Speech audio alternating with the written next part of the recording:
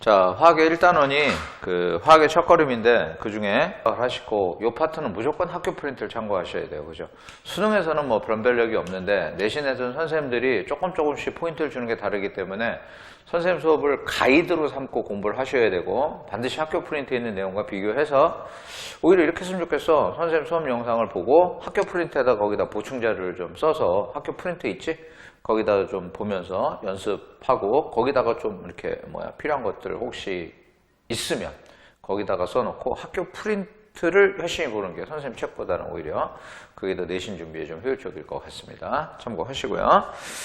자, 우리 화학과 우리생활, 그래서 화학의 첫걸음 중에 첫 번째 단어 화학과 우리생활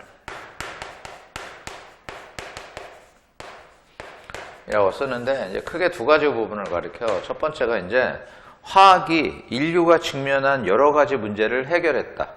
화학이 인류가 직면한 여러 가지 문제들을 해결했다. 그래서 화학의 유용성 이렇게 쓸까? 선생님이 이제 화학의 유용성이라고 그래서 화학의 유용성 이렇게 쓰고, 이제 두 번째가 요즘 유기화학이라고 이제 얘기하는 탄소화합물. 지금 엄청나게 많은 탄소화합물의 종류가 만들어지고 있거든. 그래서 사실 화학 그러면 거의 유기화학하고 이렇게 동등시 될 정도로, 그 정도로 이제 탄소화합물에 관련된 화학이 많아.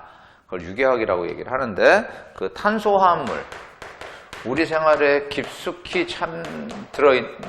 깊숙이 관여되고 있는 이 탄소화합물의 유용성에 대해서 우리가 좀 정리를 하겠다. 그래서 특히 두 가지.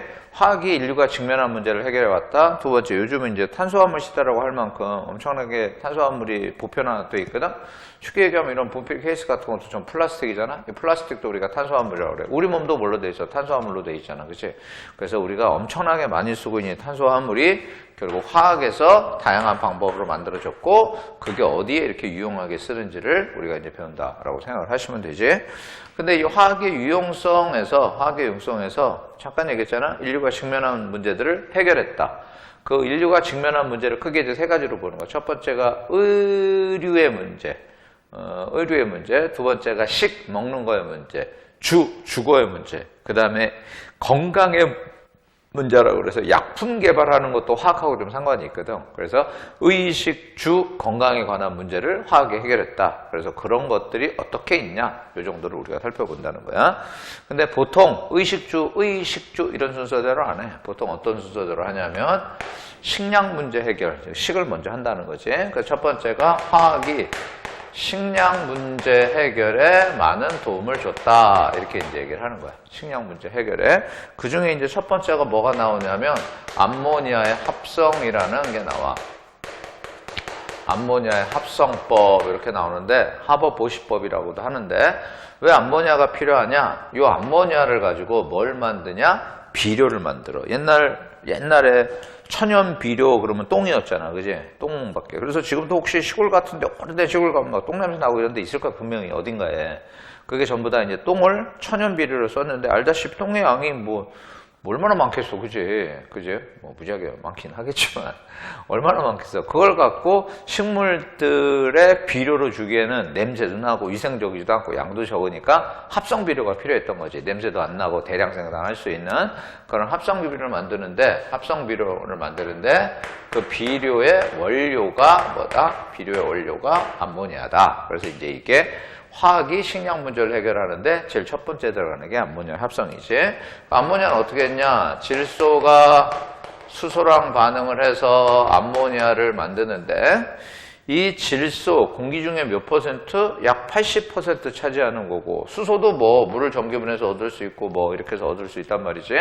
그래서 이 암모니아를 만드는데, 이 암모니아를 가지고 이 식은 몰라도 될 것 같은데, CO2하고 반응식이라서 NH2,2CO라는 물질을 만드는데, 요걸 우리가 요소라고 그러고, 요게 이제 비료의 주성분이야.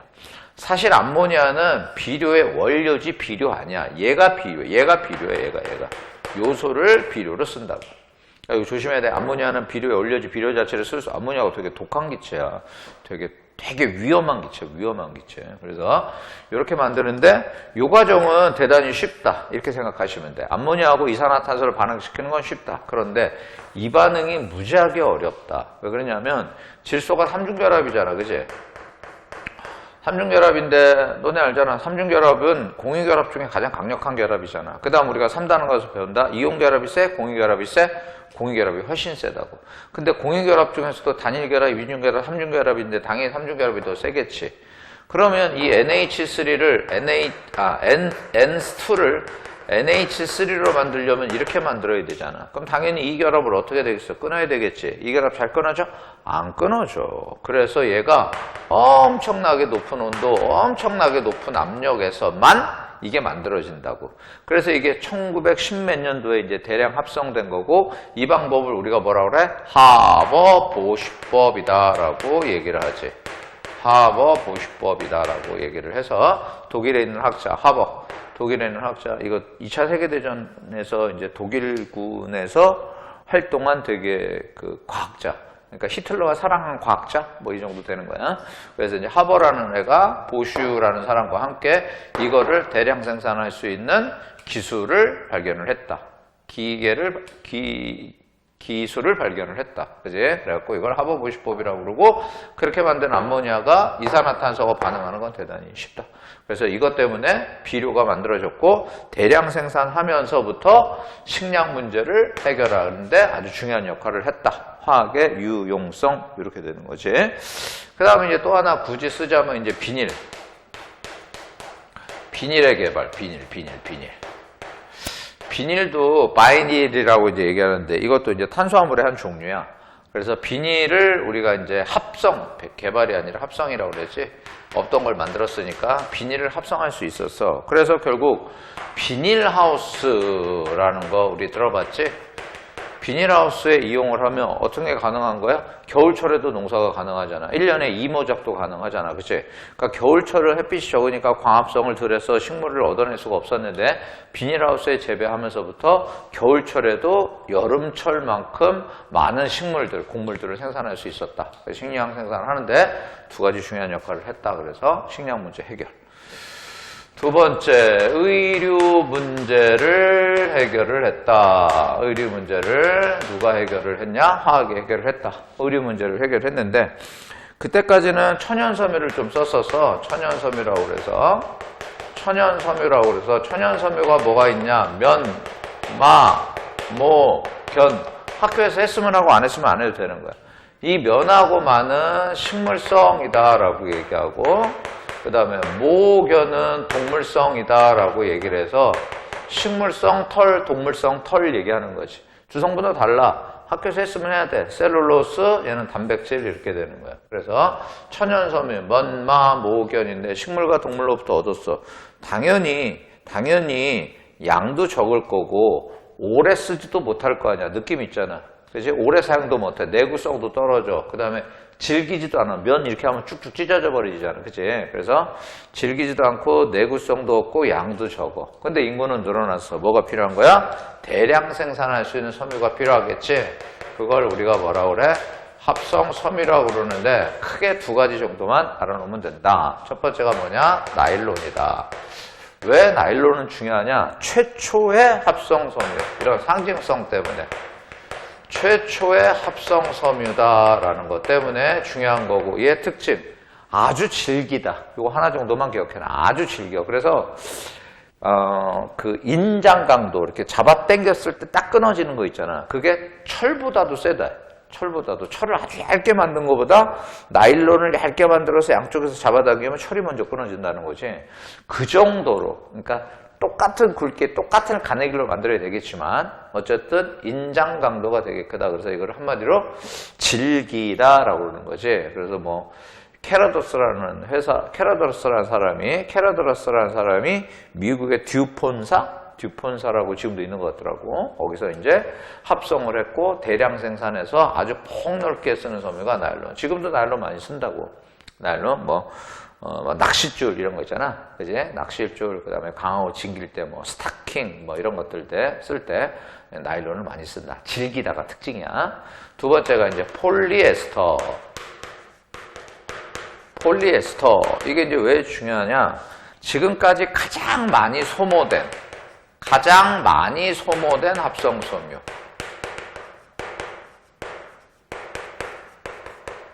양이 가장 많이 돼. 양이 소모가 가장 많이 됐다는 건, 가장 많이 소모됐다는 건 용도가 되게 넓다는 거잖아. 그지? 용도가 되게 넓다라는 거야. 그지? 그래서 기본적으로 나일론보단 덜하지만 질겨. 그래서 오래 쓸 수 있어. 너무 중요한 게 구김이 안 가. 이거 꼭 좀 기억을 해놓을 필요 있어. 나일론의 성질은 뭐 기억해? 질기다.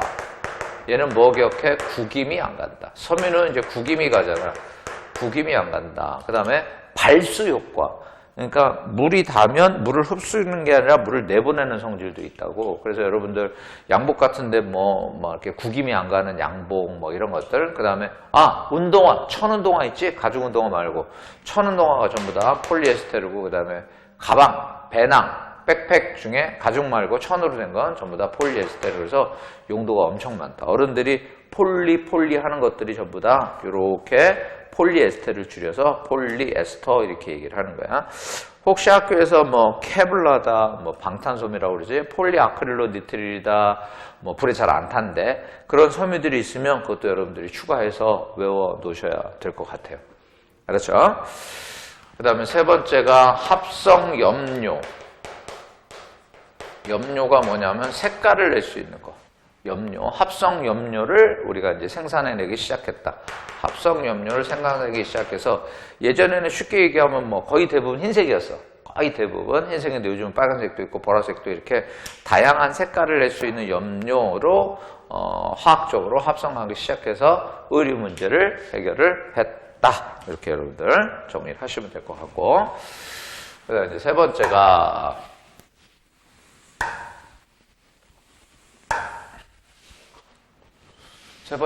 주거 문제. 세 번째가 주거 문제를 화학이 해결을 했다. 그래서 첫 번째 이제 주거가 되면 이제 소재 문제가 되잖아. 소재. 그지?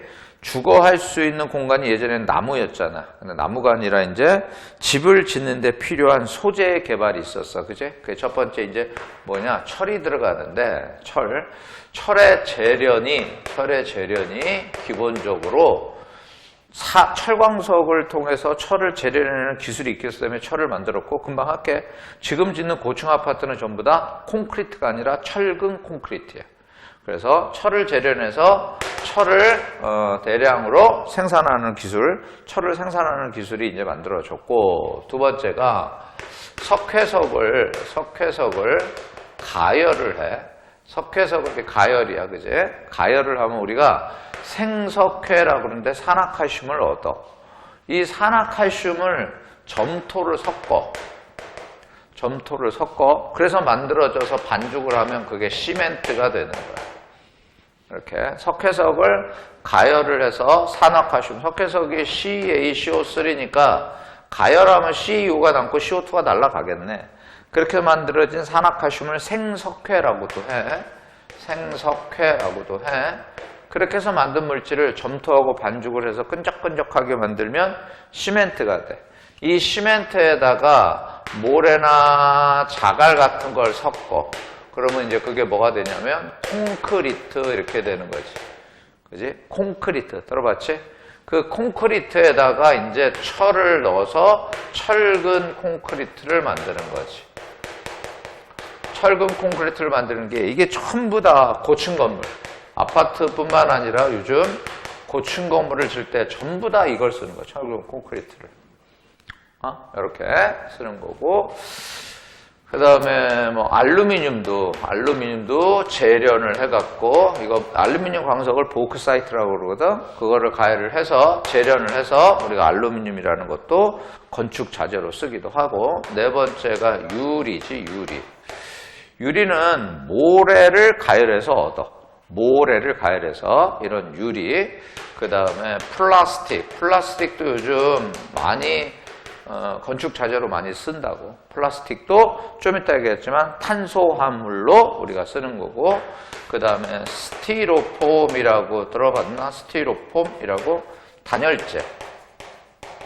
그지? 주거 문제에서 에너지를 보호하려면 바깥과 안쪽의 온도차를 막아야 되니까 열을 차단할 수 있어요. 안쪽의 열이 바깥쪽으로 빠져지지 않게 이런 것들, 이런 물품들을 전부 다 만들어내는 것들이 전부 뭐가 했다?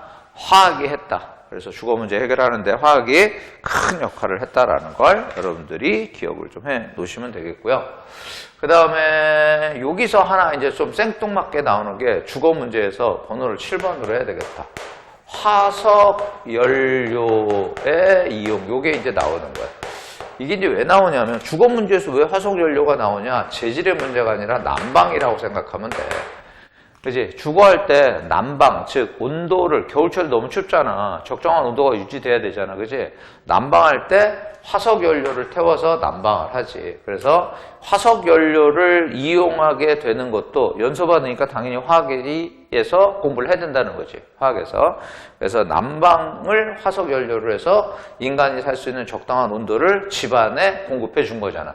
그래서 주거 문제에서 화석 연료가 나오는데 여기서 이제 화석 연료 중에 우리가 이제 두 가지 정도는 조금 알아야 되는데 CH4라고 부르는 게 액화천연가스라고 그래서 화석 연료 중에 가장 분자량이 작은 애야. CH4가. 그 다음에 C 3개, H 8개를 이건 메테인, 프로페인, 그 다음에 뷰테인. 자, 한번 해볼까? 메테인, 프로페인, 뷰테인. 근데 이거 두 개가 섞여 있는 걸 우리가 이제 뭐라고 그러냐 하면 액화석유가스라고 불러. 근데 이렇게 얘기하면 모르는데 이렇게 하면 얘기하면 안다. 이걸 뭐라고 그러냐? LPG라고 얘기. 이걸 LNG라고 얘기한다고. 이런 건 들어보지 않았나? LPG라고 그러지. 안 들어봤나? 그래서 내추럴 가스, 천연가스, 액화 천연가스, liquefied natural gas, 페트롤럼 가스, 페트롤럼이 석유라는 뜻이잖아. 페트롤럼 가스, 액화 석유가스. 그래가지고 얘는 주로 어디에 쓰이냐? 집에서 쓰는 도시가스에 얘가 쓰이고 요즘 시내 버스 요즘 버스들을 전부 다 CNG라는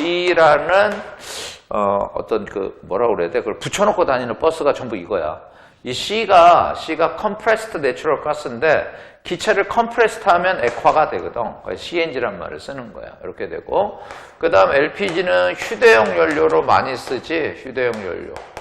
여러분들 담배 필 때 담배 안 피나? 안 피나?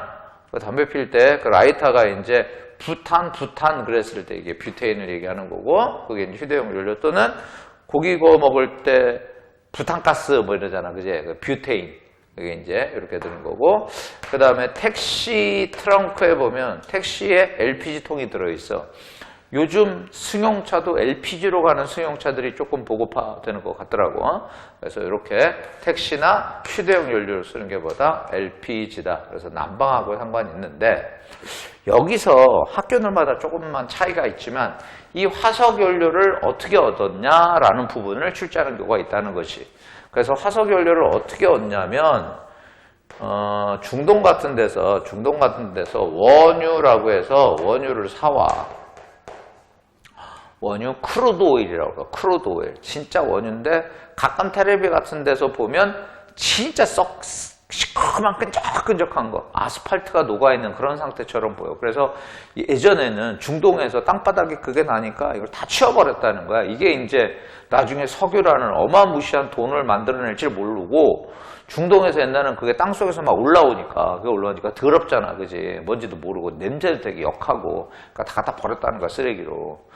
우리나라 좀 주지. 그렇게 다 버렸다는 거야. 근데 이제 나중에 이제 그게 석유를 만들어내서 요즘 뭐 중동이 세계 최강국이 되잖아. 그지? 유럽에 있는 EPL이라는 축구 구단을 막 중동에서 다 사잖아. 그지? 돈을 주체를 할 수가 없어갖고. 어쨌든 그런 원유가 거기 이제 매장되어 있는 걸 가지고 다양한 물질을 얻어내는데 어떻게 하냐? 원유를 가열을 해서 원유의 끓는 점 차이를 이용해. 선생님 BP라고 쓸게.